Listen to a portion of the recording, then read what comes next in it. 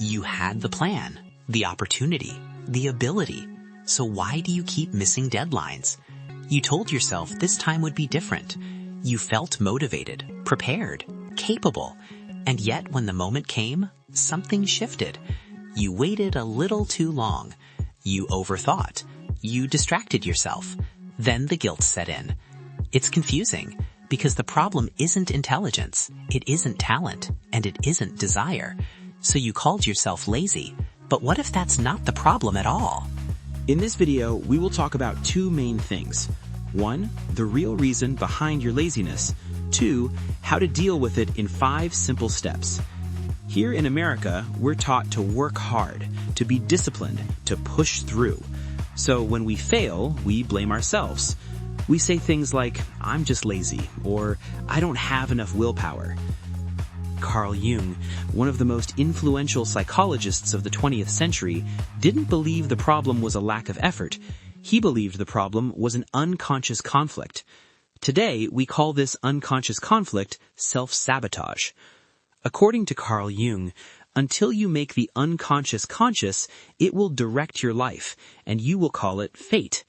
In other words, if you don't understand what's happening inside you, it will quietly control you. Self-sabotage isn't something that happens for no reason. It's your unconscious taking over when something feels unsafe. What? So a part of me doesn't want me to succeed? How can that be possible? Think about it. What does success entail? Success brings the spotlight on you. It invites criticism, jealousy, judgment. The part of you who doesn't want to be criticized, the one who is afraid of the spotlight, will be afraid of success too. Let me ask you something. Have you ever known exactly what you needed to do and still didn't do it? You had the plan, you had the opportunity, and somehow you got in your own way. That's not laziness. That's not a lack of motivation. That's self-sabotage. Jung believed this came from a hidden part of you called the shadow. The shadow isn't evil. It's made of the parts of you that you were taught to hide, like fear, insecurity, anger, and self-doubt.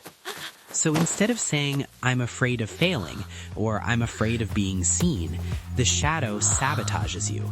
You find yourself missing deadlines, procrastinating, burning out. Whatever self-destructive habits you have, I guarantee you the shadow is behind it. Now stop for a moment and ask yourself, how has the shadow been trying to protect me? Jung would say that one part of you wants growth, while another part wants to be safe. And safety usually wins. That is, unless you bring awareness. I knew I wasn't lazy. Oh my God, stop helping Jamie come up with new excuses.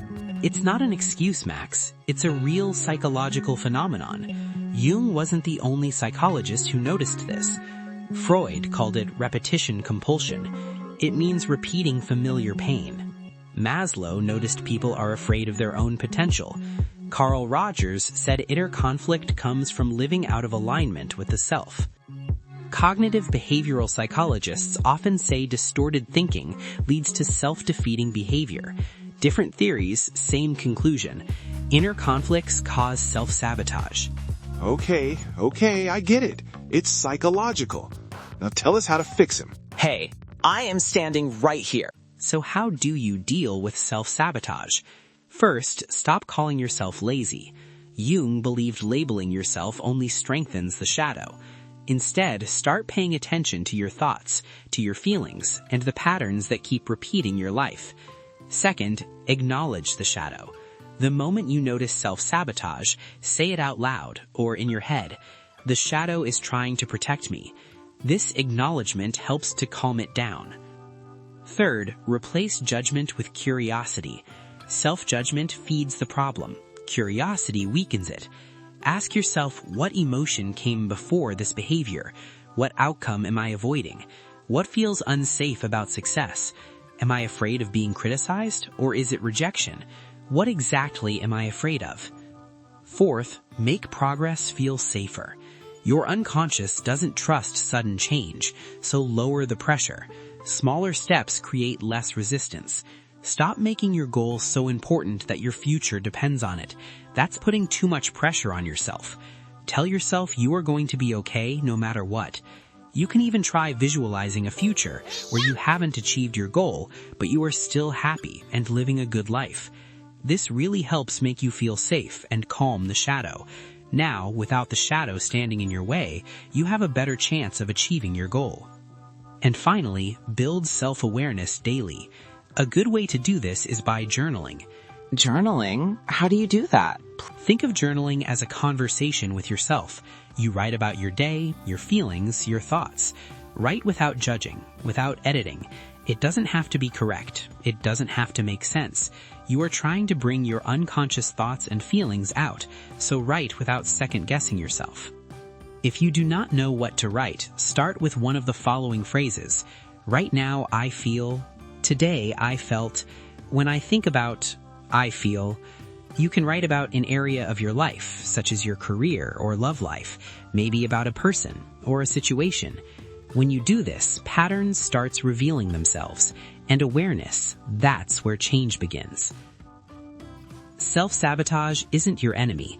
It's a signal, a part of you asking to be heard. And as Carl Jung reminded us, there is no coming to consciousness without pain, but there is also no freedom without it. When you stop fighting yourself and start understanding yourself, the shadow itself can finally help move you forward. If this helped you see yourself a little more clearly, take a moment to like the video. It helps this video reach others who might benefit from it. And if you want more content like this, subscribe to my channel. It explores psychology, philosophy, and self-awareness through calm anime-style videos. And I always provide practical tips and tricks that will better your life. Before you go, I want to leave you with one question. Which one of these journaling prompts are you going to explore today? Let us know in the comments section. I'll see you again in my next video.